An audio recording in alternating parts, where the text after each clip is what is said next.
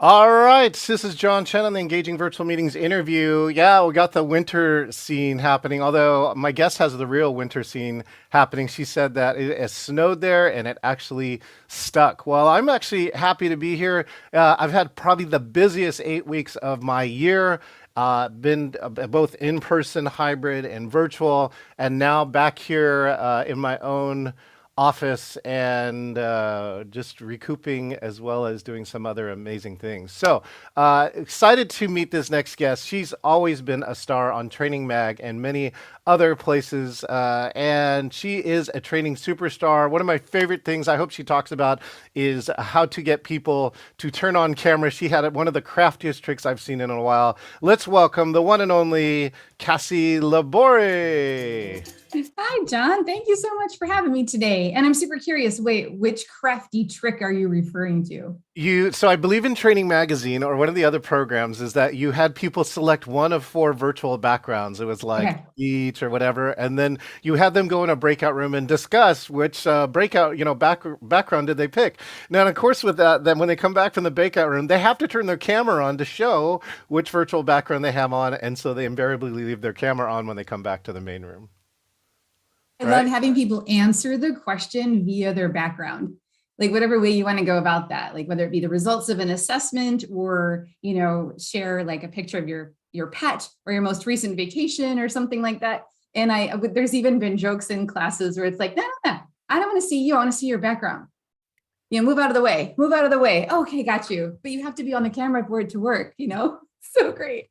In Zoomtopia, I just attended Zoomtopia, and Mhm. Eric, who's the CEO for the company, like couldn't help but prop two things, and one was improve your appearance, right? You know the button that you can use to improve your appearance, Yes, like love get a it. makeover, and then the second one was virtual backgrounds. Like there's this whole subculture I think that's been created around virtual backgrounds, right? Great. It's great. Yeah. You know what? I remember I used to work at WebEx 1,000 years ago, and I remember Eric walking the halls and Right. being part of that sort of old school WebEx culture, which, became really awesome school Zoom culture today. He But recounted that story that he worked at WebEx before, of course, having this revelation and then, of course, starting his own thing. And now look where he's at. So, yeah, what a it's big, so interesting for me being in the beginning of the WebEx days and watching Zoom come out of that and some of the things that Zoom does, you know, recalling some of the things I saw WebEx doing or trying to do.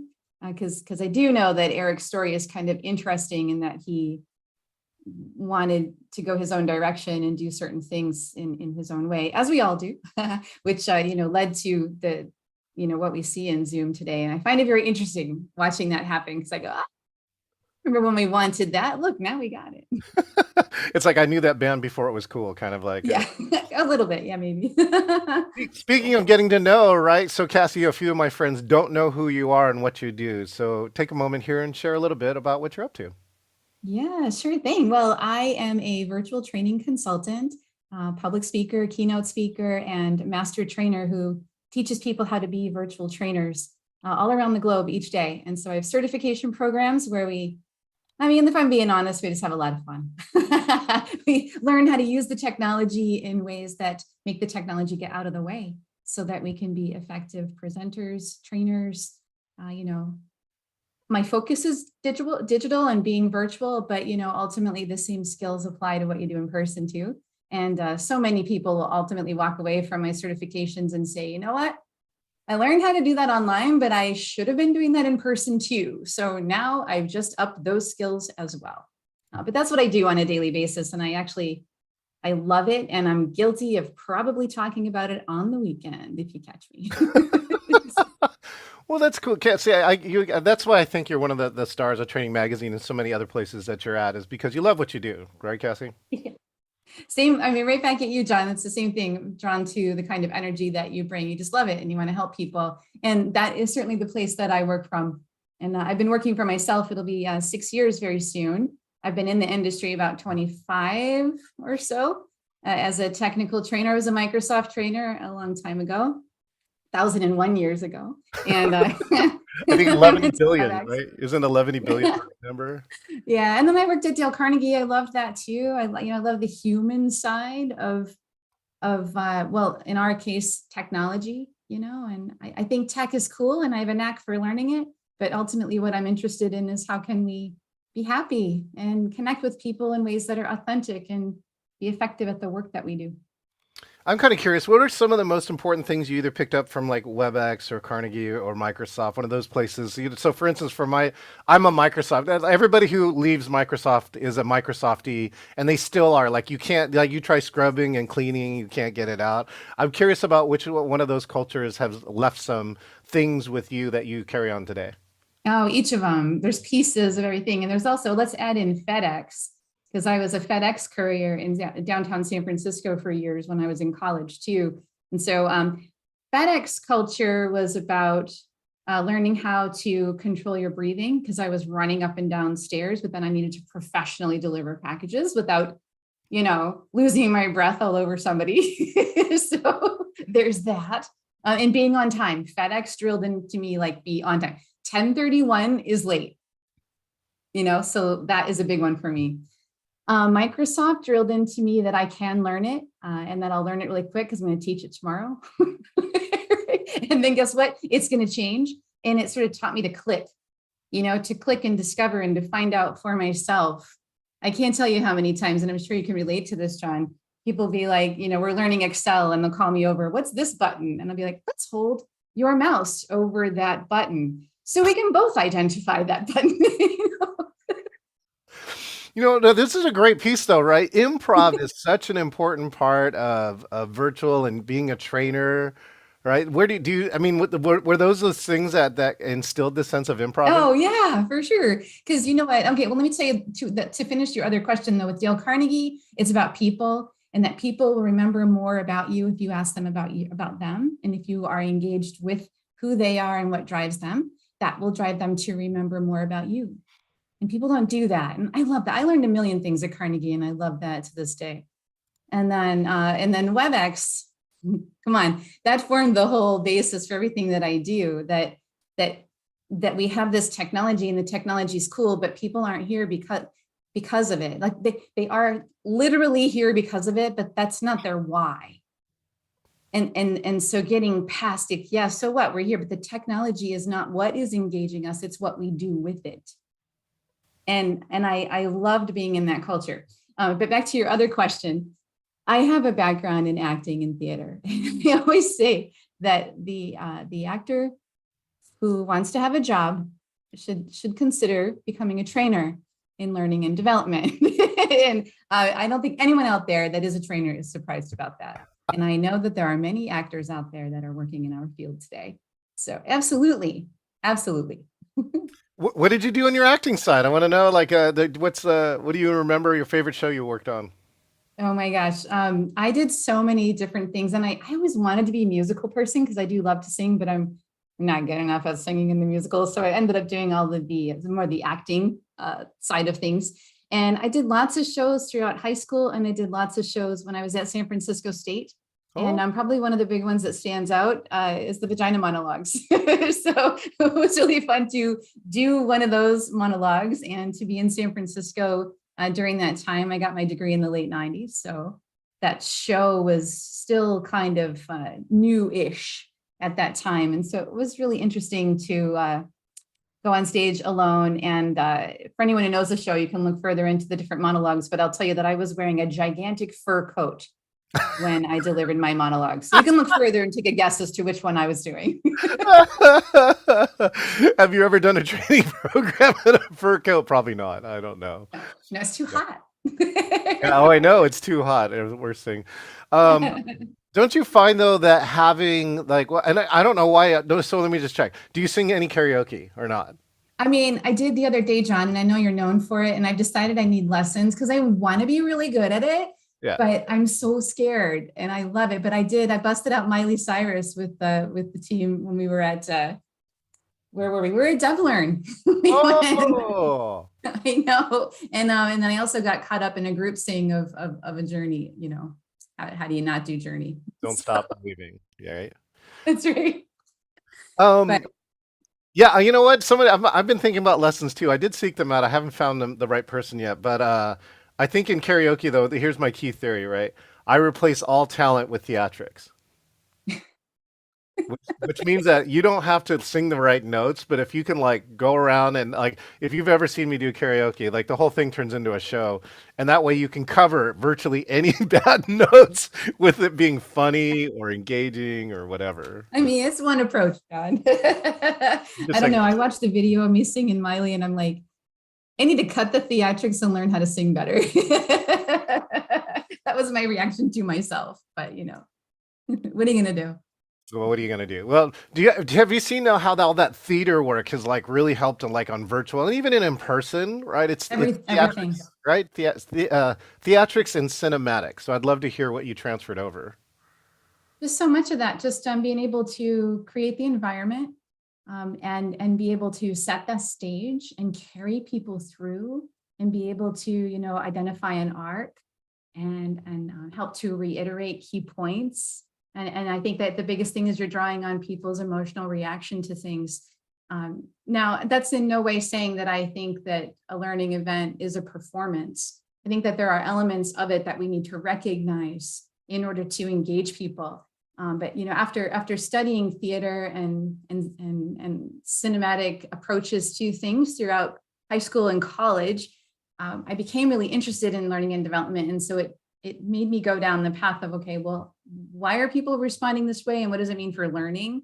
Because it's somewhat natural for me to draw the audience in and do, the things. But then I wanted to be more strategic in the instructional approach. And so I studied instructional design and I studied, the learning and development function and how we play a bigger role in the organization.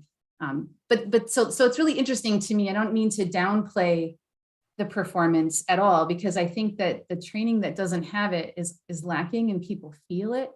But I also think that it's a kind of a slippery slope that we have to be careful on, because then sometimes it can only be a performance and then you didn't learn, you just had a good time. In fact, I am known for, we just had a great time, everybody. Agreed? Yeah, that was super fun. Okay, why? Why was it fun? Why does it matter? What are we going to do with it? How does it tie to the learning objective? Like I nerd out on the L&D stuff right after that, so. That's your closing? Is that like what you do in the last few minutes of the class? It's not even a closer. It's every moment. It's every time we do something, I come back and go, why did that work? How would you change it? What if you were teaching technology? I get to teach soft skills, if you will, about how you perform as a trainer, but you have to go teach complex processes. But how would you do the same thing? And then they're like, wait, we can't. And I'm like, are you sure? I've done it.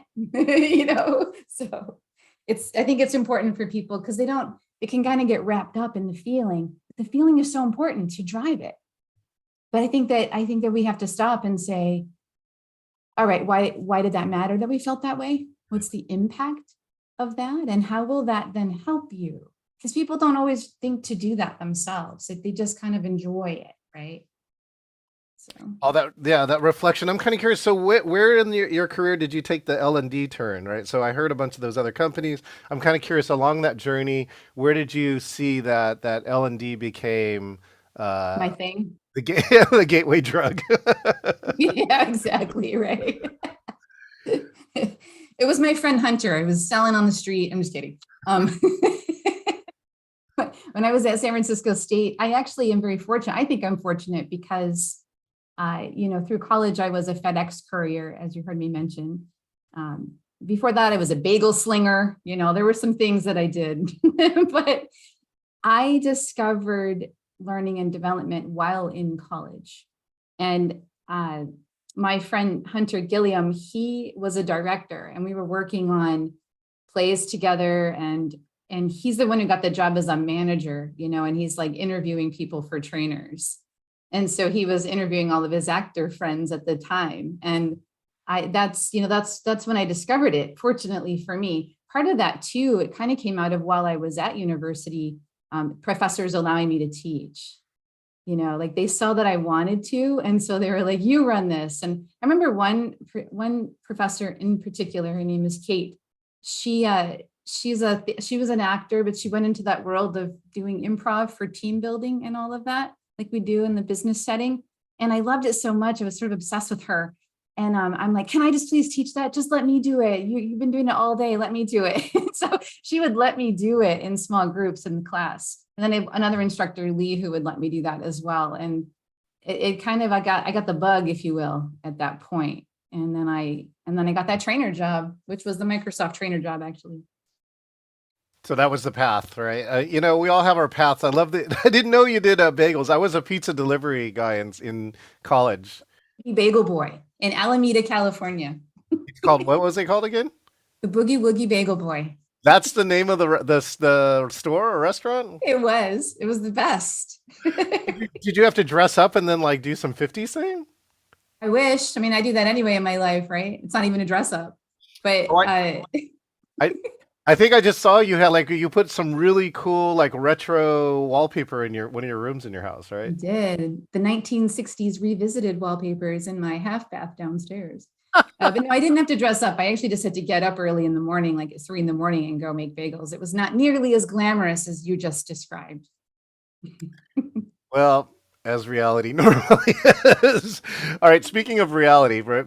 What are some things that have to happen for you to have a virtual meeting that's engaging? Because I know you've been on both sides, the attending side as well as the designing side. I would love to hear what are those key components that you think about while you design. I like to do stuff. The whole sit and listen does not work for me at all. If I was going to sit and listen, then I'm going to read or watch something else that you sent me on my own time. So for me, if it's live on my calendar in that moment, I am expecting that my actual presence is going to make a difference in driving it forward. So to gather me there, to have me sit and listen is not going to engage me. So doing stuff, also recognizing that in our day and age, we don't need to explain everything about the tech or the process or what's happening anymore. Today you just jumped in, you went right into it because people know how to be here today.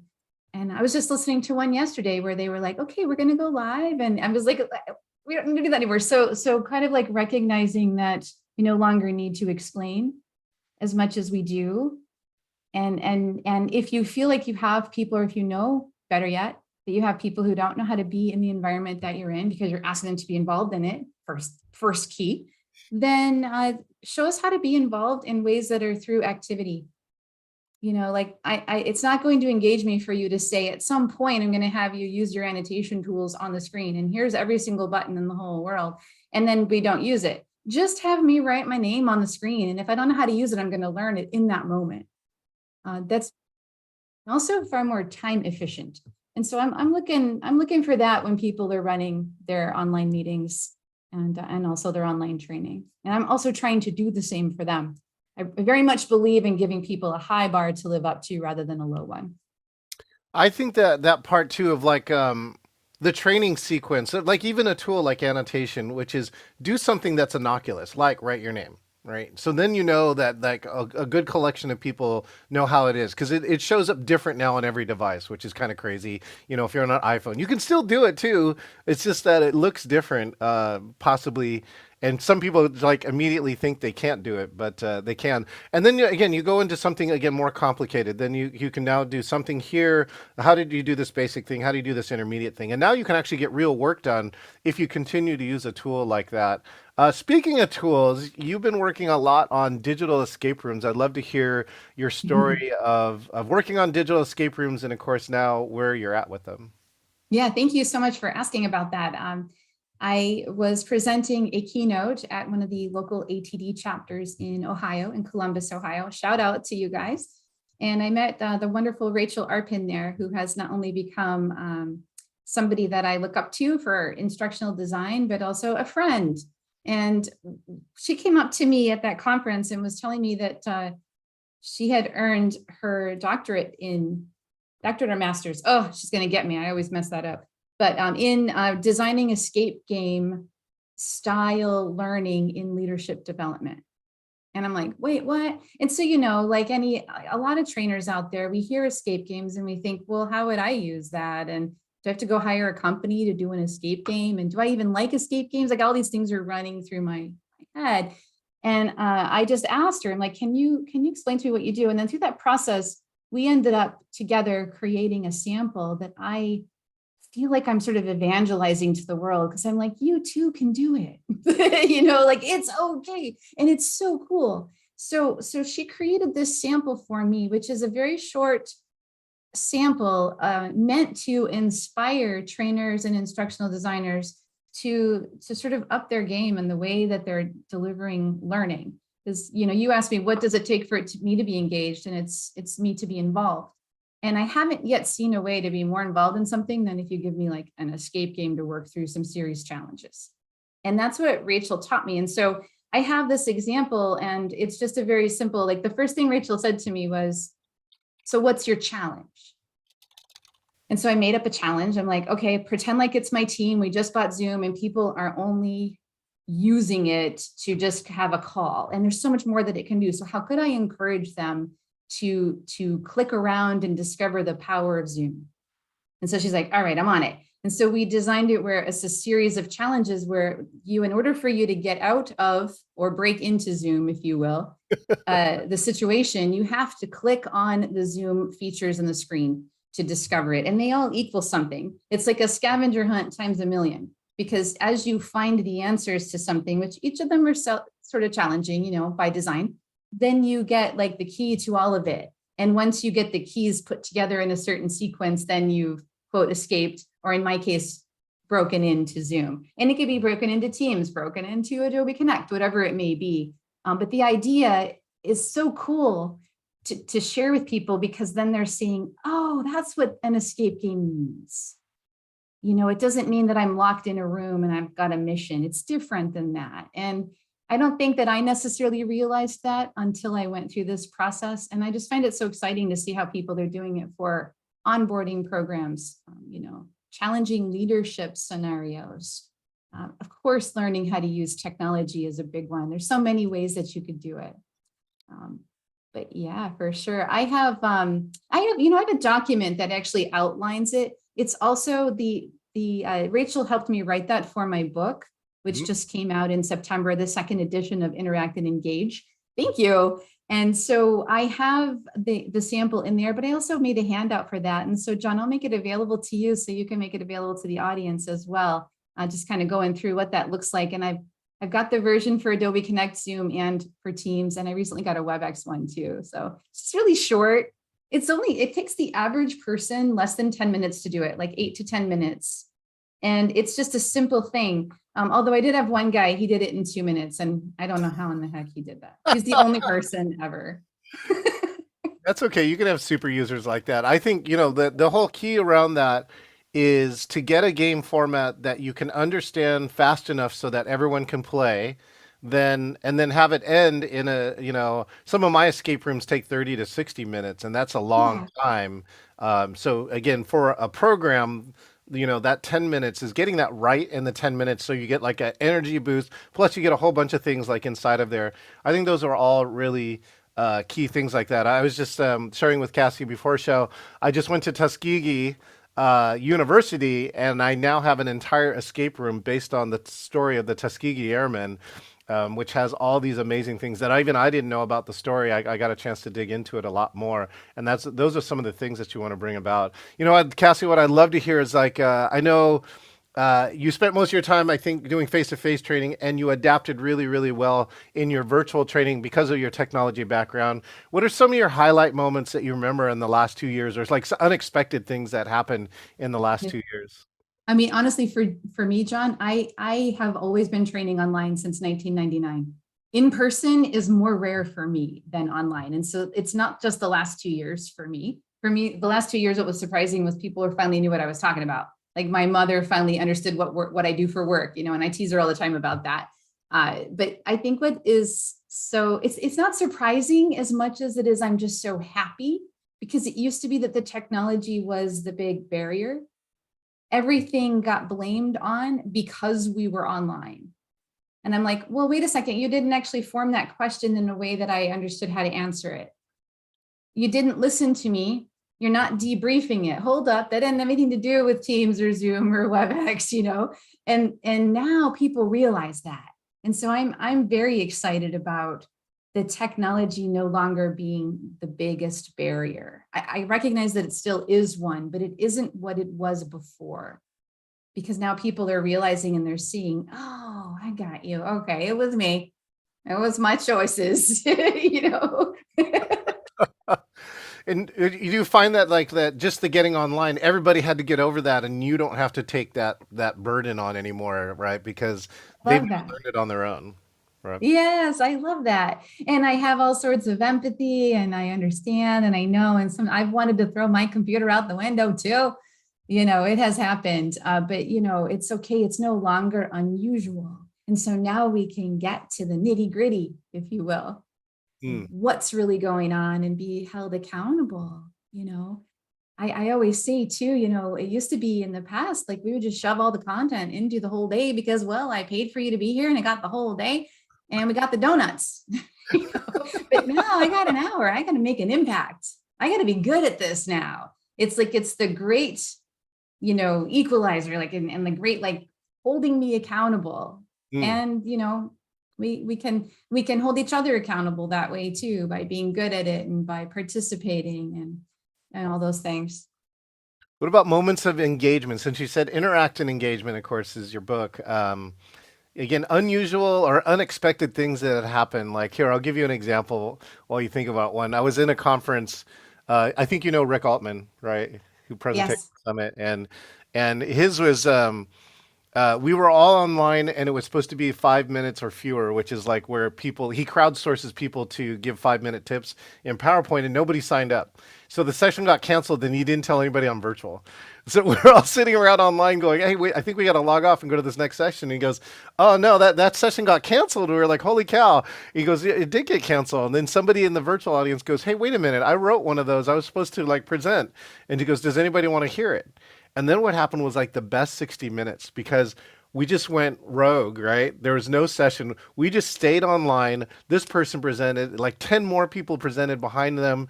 And it turned into this like total PowerPoint jam where I've been on PowerPoint for over 30 years and I learned Yeah. 12 new things that I've never seen before. And Rick came in halfway through and he called it reverse FOMO, where the virtual is so good, where the people in person who weren't even in a session were now jealous of the people who are on virtual. That's so amazing. I'm so glad that things like that are happening. It's so cool. And so it was surprising or unusual because of the quote reverse idea of that. It was so spontaneous too. It was like Yeah. again, it was nothing planned. And I think there is this aspect that it happens in person, I think easier, but people need to realize it can happen in virtual, which is when you have this spontaneous stuff that happens like in the middle of a class or whatever it is, a gathering, and that ended up being the moment. Like that's the thing that people are going to remember. That's going to be the value or whatever they got. There's just a lot that can happen when you meet people where they are. Like once we get past this worry or concern about the technology, which is the first barrier, you know, that I talked about, there's so much opportunity here. If you can really help people authentically connect and feel comfortable with one another in this environment, the opportunities are just vast.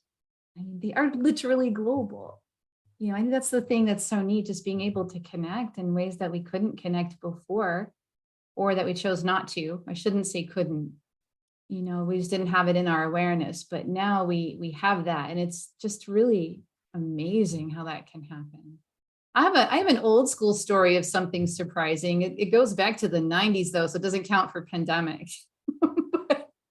That's Do cool. you remember? And I think it still happens. It's so ubiquitous to use computer audio today that if somebody is using the telephone, we find it kind of odd. But remember in the days like when you would join the online meeting and then you'd enter your phone number and the server would call you? You Remember can those still do. days? Actually, I think somebody found a way in Zoom that it still does that. Isn't that It weird? still is there. It's just nobody uses it. But Yeah. way back in the olden days of WebEx, this is WebEx. You had the data server and then you have the application server, right? And or the telephony server. The data application server was what we were looking at and using. The telephony server was driving the audio because computer audio, no way, it would have broken everything. And so the telephony server would be the one that would call. You would join in on the data server and then you would enter enter your information. assume you would enter correctly, and then the telephony server, not a human being, would call you. And you'd press 1 to get connected. And so many times people would enter the wrong number. And one time I'm looking at the woman's name. Let's just say her name was Michelle on the participant list. And the phone appeared next to Michelle's name. And it was a dude. Hello. It was like, not Michelle. Okay. I was like, hey, hi, this is Kassy from WebEx. You're not a person named Michelle, are you? And they were like, no, who is this? And as I'm explaining it, meantime, Michelle calls in because the phone never called me. And so you have the option to call in. So the person, Michelle, who I'm naming Michelle, calls in. And then Michelle's talking and I'm like trying to explain the whole situation. Long story short, that was her UPS driver, because she ended up knowing him and recognizing his voice, and he delivered packages to her all the time. And they start talking, and I'm convinced they're married to this day. They must have it was the cutest thing listening to the whole thing happen. The randomness of this, and each other, and the way that you're talking with each other, you guys.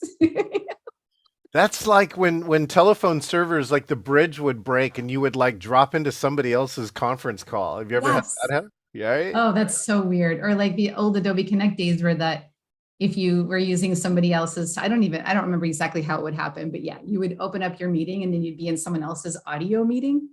It's amazing. But the reason that happened to the lady I'm calling Michelle is because she transposed her numbers when she typed it in, and it happened to call somebody she knew. That's why that happened, but so completely random. But we had the UPS driver laughing by the end of it, and I swear they must have gotten together after that. That's so cute. Yeah, who knows? Maybe you were responsible for the connection, like they're married now and it's all because of you. I feel like that, the great connector, that's me. Well, I love that. I was actually a WebEx user in 1999, right? And yes, that's when I started working there. That's when I used it professionally. I actually designed a program, and we had like video was like 120 pixels or something like that. It was crazy. What's funny? On the video, you were like, "Please don't break. Please don't break." Oh Just yeah. Say hi. Everything broke. It was like expected, and when it worked, it was like a miracle. It would be like the angels say. I find it really interesting that all out of, like you were saying too back there, it's not the tech, it's what we do with it. And I tell people this all the time, like, look at a phone. Look at, like, you have all this tech, and what is the most important things? Apps that come out of it are ways that we communicate with each other, right? The phone itself, right? Social media, TikTok, any of these other things. Connections we have with people and the joy that we get out of watching cat videos. Yes. And if that's what drives joy, that's where you do it. And for you, like, where are some places that you connected that you would never connect? Like tonight, I'm going to teach a class to Saudi Arabia, and I don't have to fly there this time, which would normally take a good 20 something hours. Yeah, I know. I've been in a lot of those places too, Singapore. I love the people that I've connected with in Singapore. They're so interesting, and so many of them are foodies. Oh. So we started talking about it, and I'm like, I go there someday. But I have been all over the world. I mean, online, and I feel like I have friends that I could connect with, in many different places. And someday I would truly like to do that. Do you have some cities that now that I know you're returning to in person a little? Do you have some cities on your list? Like my favorite city still in my travels to date is Barcelona. Oh, very nice. Oh yeah, I need to go there for again the food just all across Spain, right? Yes. And I really Paris. Come on, all the food and the shopping, and I also am a big history buff as well. So just all those places too. Those are all good places. Yeah, I actually I went to Paris when I was 18 with my sister. Nice. We got to do some of the classic pieces on. I'm here on our side of the pond too. I absolutely love New Orleans. I've been there a number of times, and I always find it very, very interesting. The thing that I did most recently was go on a swamp tour, which I'd always just been like, whatever, I need to do a swamp tour. It's actually been one of the most favorite things I've ever done. It was so beautiful. I held a little tiny baby alligator. It was the cutest thing. I wasn't even afraid of it. I don't know why. I wanted to kiss it. I have not been on a swamp tour, but my Tech Learn, we're at New Orleans 2019 pre-pandemic, and we went on some tour, which was kind of like not that good. So we went to the bar afterwards and hung out. All of a sudden, this person announces, she goes, anybody want to join my second line for my birthday? She had hired a second line, which Oh, is like the nice. parade in New Orleans. And we're like, sure, we'll go. So we got to walk in a second line. I've never been able to do that. And her name's Deanna Jesse from Vancouver, Victoria, BC, Yeah. and like made our whole trip. Like, and again, that's that serendipity that you can't buy on a trip. Like it just, you have to be there for it to happen. Um, we'd love to hear, now as we close on to some of these other final things, Kassy, what do you see now? Now that the world's coming back, right? I heard you were also at DevLearn. Congrats. I haven't presented at DevLearn yet. And I would love to see, your view on like how you see things emerging, going forward. Now that there's been this digital era, there's also this return to in person. I would love to be curious to see what mix do you see coming up in the next couple years? It's like for like in the workplace or in our lives or just in general. Both. Whatever, yeah. I mean, I think that on one hand, we're so excited about technology and there's so much that it is continuing to do. On another hand, we're all getting pretty, we want to go back to being together in person and the way things used to be, which the thing they will never used to be. They'll never be that way again. It'll always be that we have these elements of technology. And I think what's exciting to me is how we're just continuing to innovate and make things easier and more accessible in so many ways. Because we seem to have as a, gosh, if I don't know if I can speak for a global society, but as a global society, because of what happened with the pandemic and because we needed technology to be connected and stay connected, we now are going to continue to use that and do it and have it not be so challenging and overwhelming.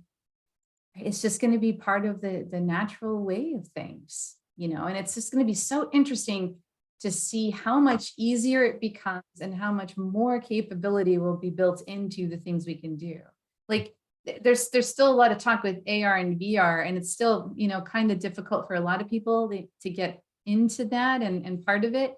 But at the same time, it's also becoming just easier and easier where you used to have to download the app. Well, now it just works on the phone and it's amazing. I have to have the headset, but then really, are we going to have that forever?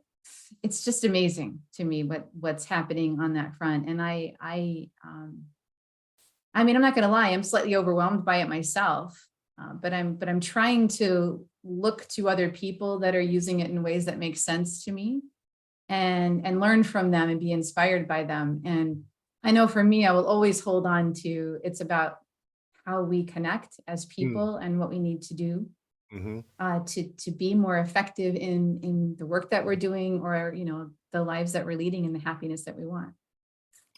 Yeah, what I see with that is, I mean, I have my own VR and I've been just poking around with it. I'm very surprised that I haven't. It's like I get a, quote unquote addicted or like get excited about a lot of stuff, and VR is one of them. Still, like for me, I don't know why it hasn't fit. Although, because I actually like this more, like this flat video stuff actually works better for me in some ways Yeah. for me now. And it's going to start changing radically in the future. The other thing that I saw, though, I thought this was a great example, Kassy, is like we went to LA and ran this 240 person in person team building event. And I had a team of contractors I brought together, and we went out to dinner afterwards, right? And we're in this restaurant. And then there's 9 people at the table, and the person across from me is here, and then there are like 2 here, and there's 3 other people here, or something like that.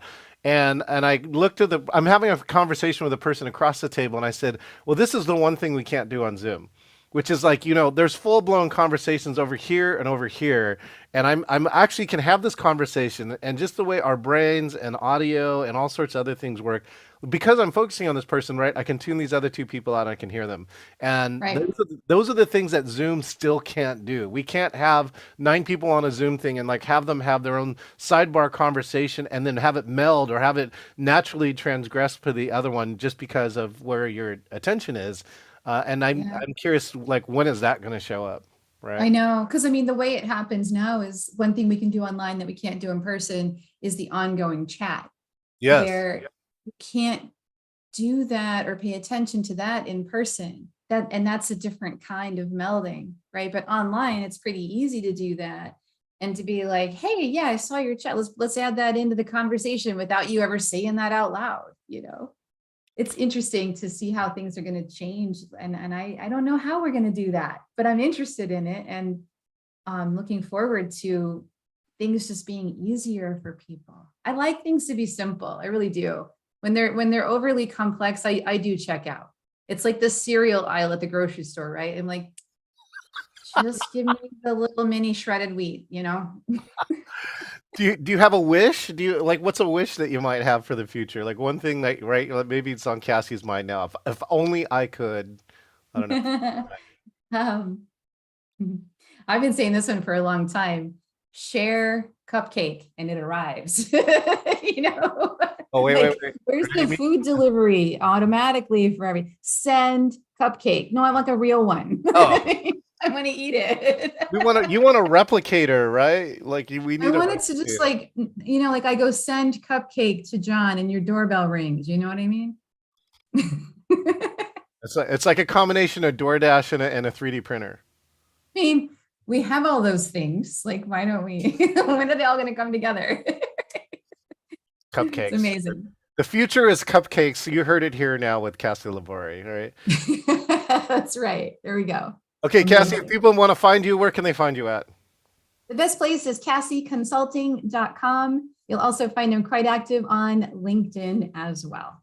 And Cassie, I want to just already extend this invite. I will be in February. Think you are going to be too at Training Magazine in Orlando, and I'm going to be broadcasting live from 2 days on the expo floor. And you got to stop by. They're I will actually stop by. they're going to transport my 6-screen studio, and I need you to just stop by and do some cool stuff with me. All Oh right? my gosh. I will definitely be there. I'll be at Training Mag talking about that escape game, and I'm going to come up with a couple of new ones too. So exciting stuff. Trainingmag.com. Both Cassie and I are going to be there. You got to be there. Oh, and Cassie, by the way, remind me, I'm going to invite you to something called Brains on the Beach beforehand if you're available. I'll tell you in the Okay. after show. Excellent. Excellent. Thanks again, Kathy. Cassie. I got to get my Cassies right. I know another Kathy and a Cassie. Thank you, It Cassie. happens all the time. Thank you so much for having me, John. It was a pleasure and a whole lot of fun too. Cheers. Thank you so much. We've been chatting with Kassy LaBorie. Make sure and check her out on her website. Truly one of the top trainers I get the chance to have been produced as well as work with. Make sure and check out Kassy. We'll see you next time here on Engaging Virtual Meetings Interview. Drawing stars.